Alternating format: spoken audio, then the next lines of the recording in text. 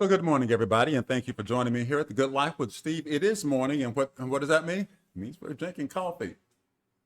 First cup, and it is a good one. So the question is, can you survive in the Dominican Republic on a Social Security check alone? Well, with that question being asked, I figured, well, maybe it's time for me to do an update on my expenses, right? I mean, why not? It's been like 8, 9 months since I've done one. So I know a lot of people do these a lot more often. Perhaps I should, but I don't. but but it's time maybe I do one now because I know that a lot of people are staring down the barrel of Social Security. Oh, get your words right, Steve. People are staring down the barrel of retirement with a Social Security check as their only means of income. And that can be scary. I know, right? So, what most people don't know, what many people don't tell you that is that if you can get certain things under control, like your rent or your utilities and your groceries and whatever, right? Then you can lay all of these fears to rest because, well, everything else just sort of falls into place. And so if you stick with me, I'll show you how I make it happen.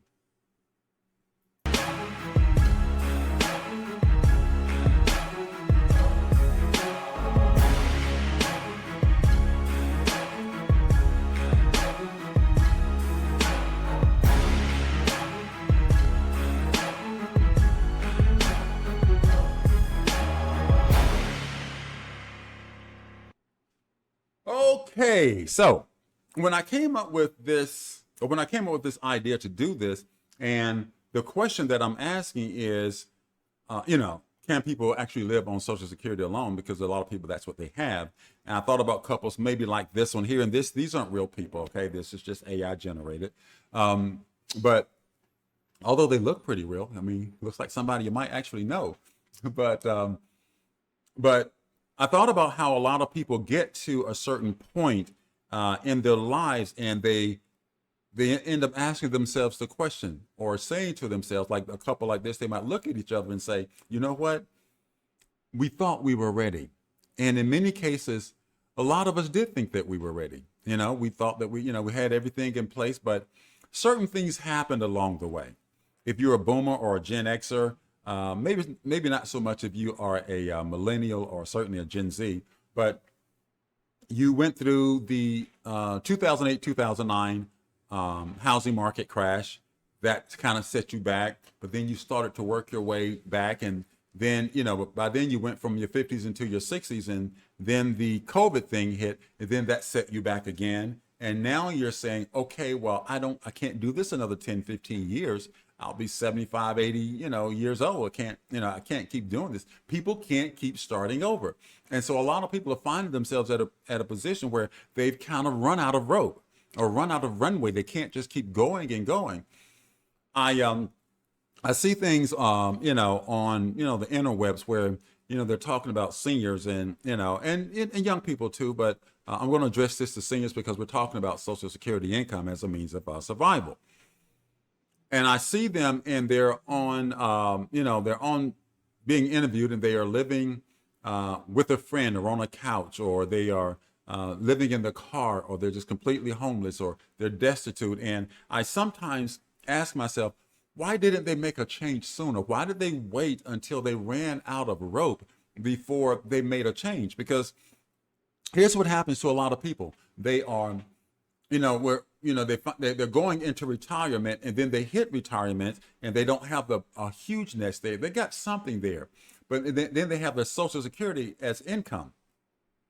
But the bills are still up here. And so each month they have taken a little bit out of what they have, add it to their Social Security, and send it to those bills. And each month they do that, and they're pulling and they're stacked.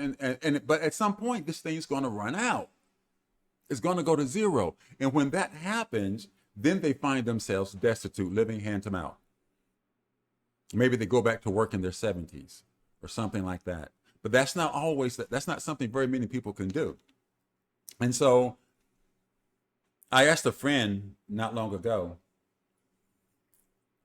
why some people just don't pick up and go someplace else. I mean, if you can't if you can't afford to live here, say if you live in Charlotte, why don't you go to Columbia, South Carolina? Well, you're still in the U.S., but I'm just saying, you're moving from one place to another. Why don't you get up and go someplace where you can make ends meet before you run out of rope? Because that's a finite amount of money you're drawing from. This is not enough money to pay all of those bills. So what are you going to do? Do something before this runs out. Do something before this runs out. And so what I'm going to share with you guys is, yeah, it's going to be a spreadsheet because that's how I do. Okay, so let's see if I got that here. Yeah, there we go.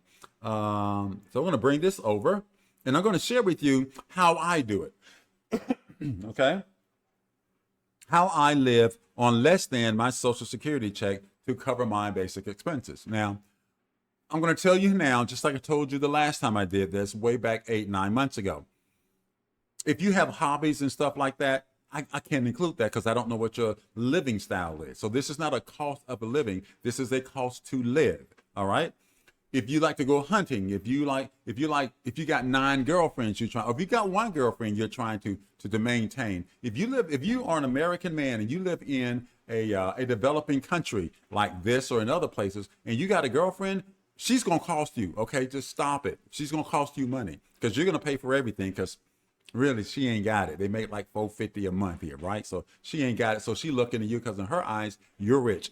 Or if you just like hanging out with a lot of friends and doing this and drinking and clubbing and going to lunch and okay, that I can't account for that. But what I can share with you is what it will cost you to live just an average, normal lifestyle, and you can add on to that whatever you want. Fair enough? All right. Now, also what I did is when I thought about this, I said, well, let me go back and look online and see what the average person realizes in Social Security income.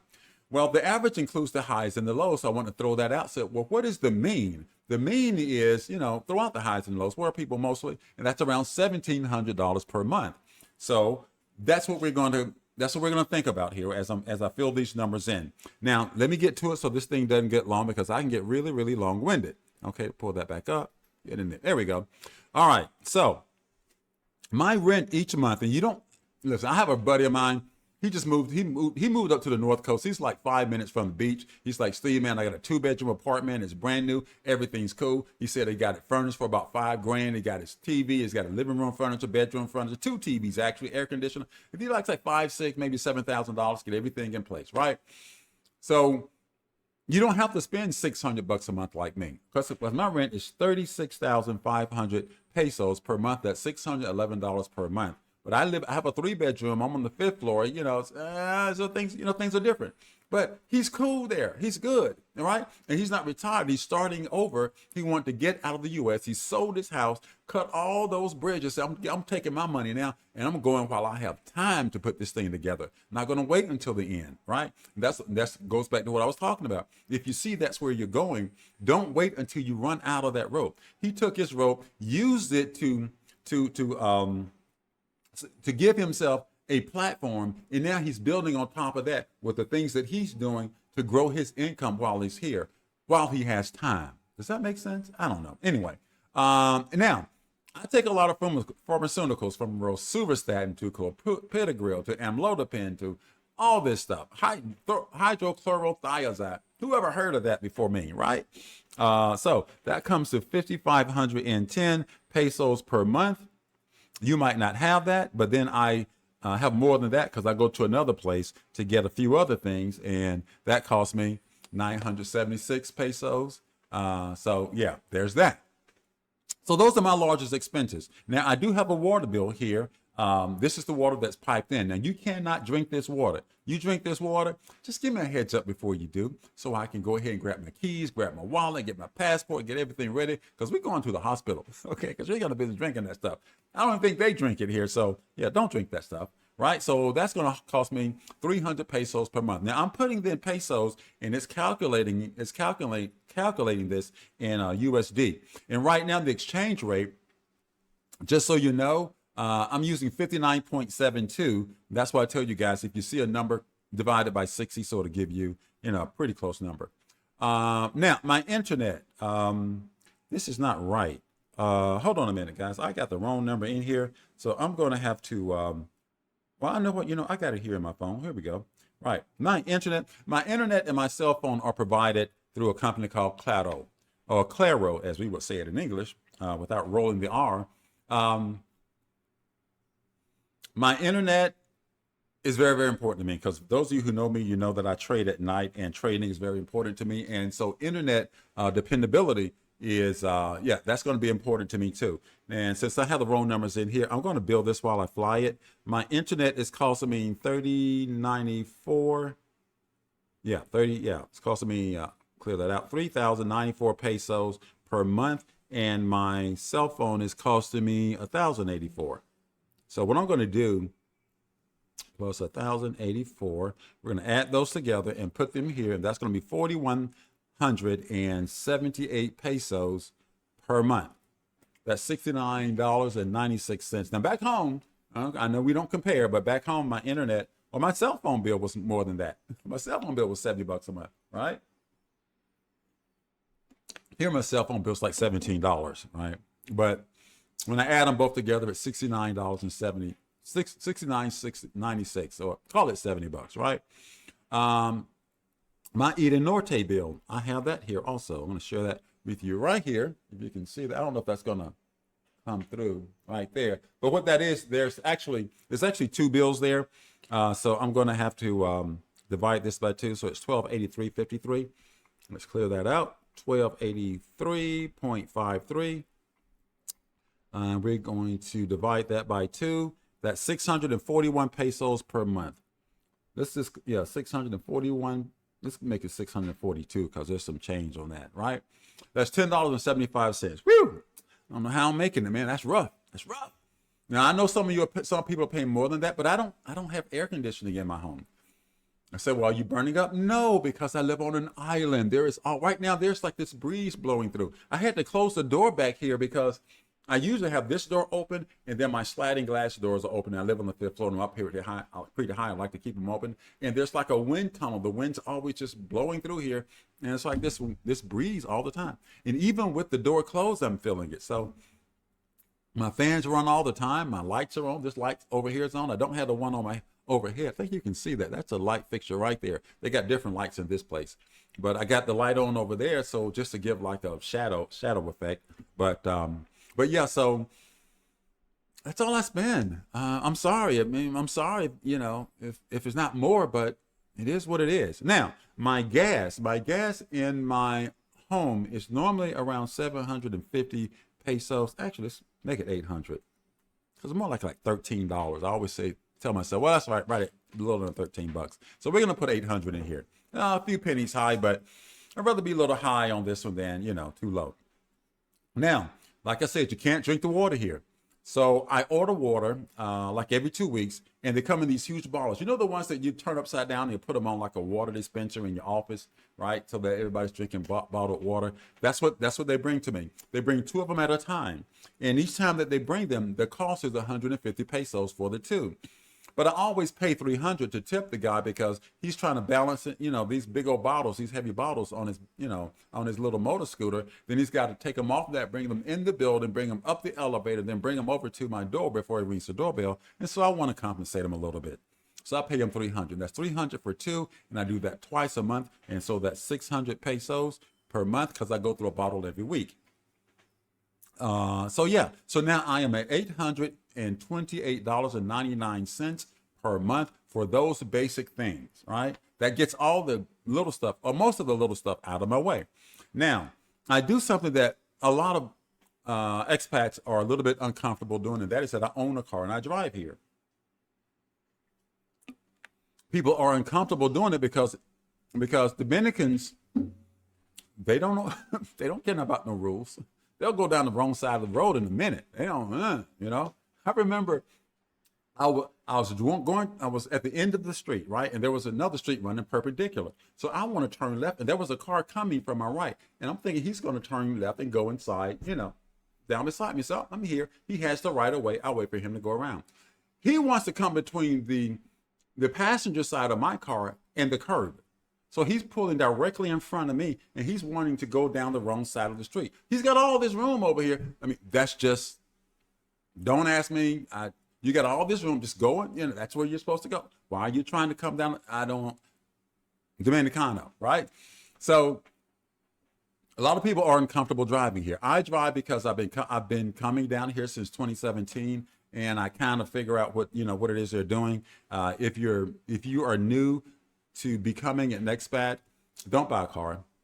Take Uber, something like that. I have a buddy. He uses these. I call them public cars. He says that there's something else. I call them public cars because that's what they were told. That's the first term that was given to me is public cars. And people, he said it costs like 35 pesos for him to ride in those things across town. So that's like nothing, 50 cents. Anyway, but I drive a car and I have to buy gas. And when I buy gas and I fill up, it costs me 4,200 pesos to fill my tank. And guys, that's a small car. I have a Ford Escape, right?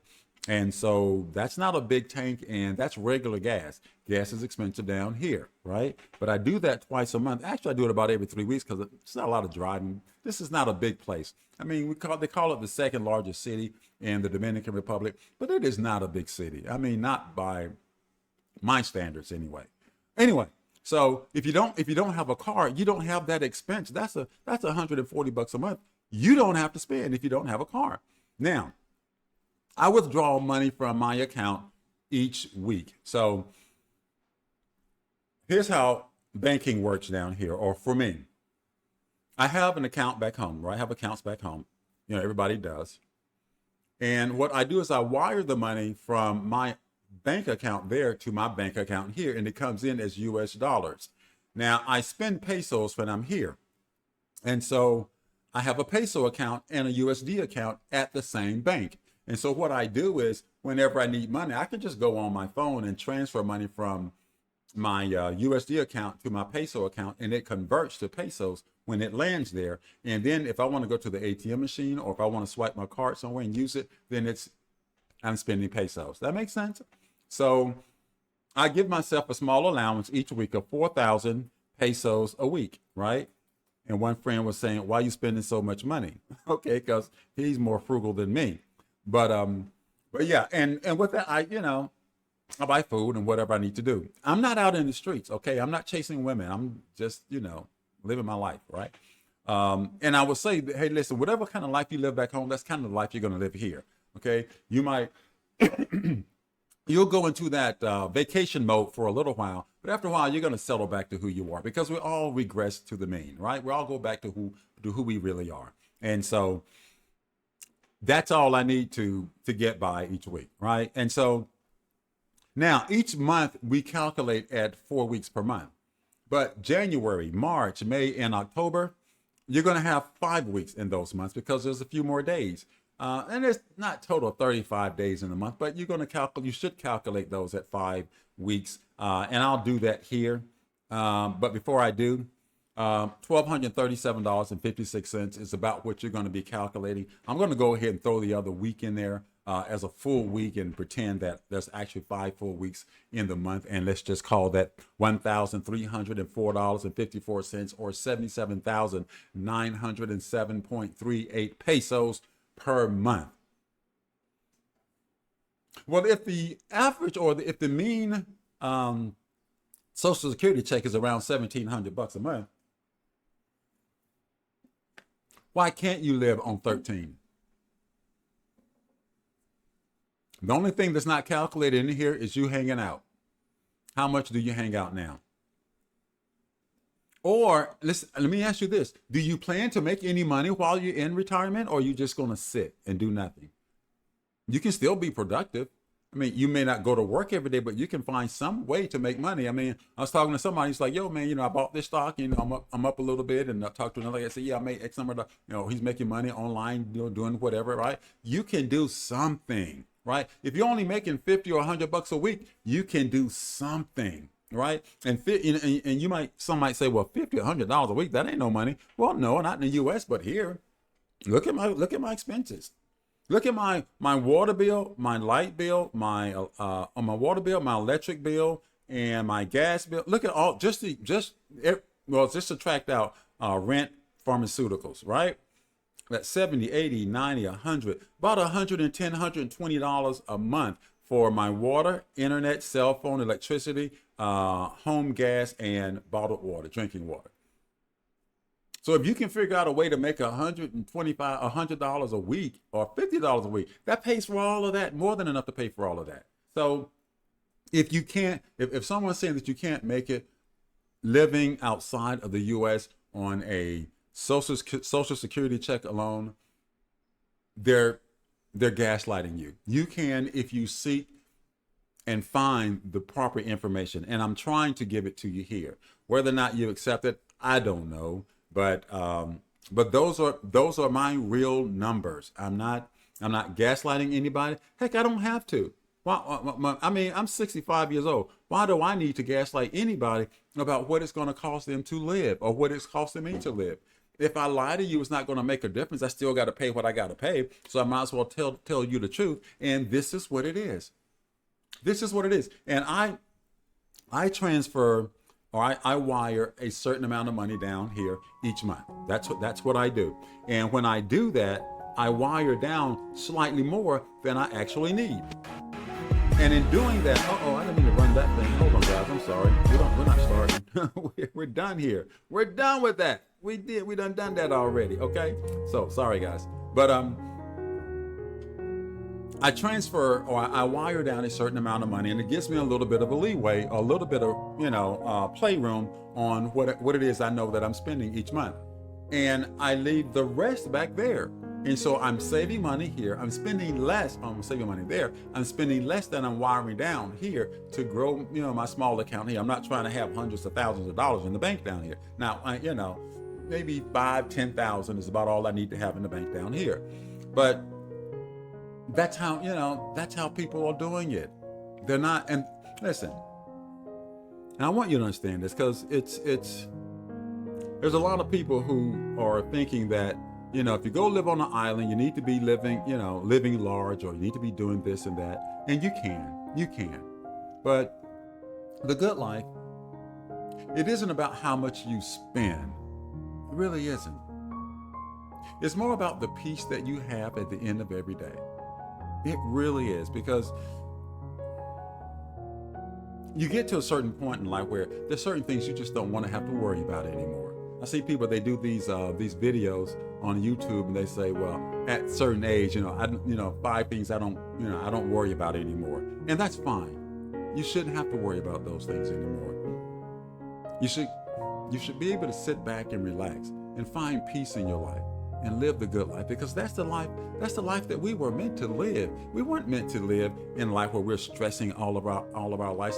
Through all of our younger years, I was talking to somebody the other day. I said, man, my children grew up and it just all went so fast because I was grinding and out there all the time, just going and going and going. And I look back, and all of a sudden 20 years have gone by, and they're as tall as me. We spend our lives doing a certain thing, and at some point it is your hope and desire that you don't have to do some of those things anymore, because you want to live really live the good life. And I want you to do that too. So listen, I want to thank you for joining me again today here, guys. I hope that this is helpful.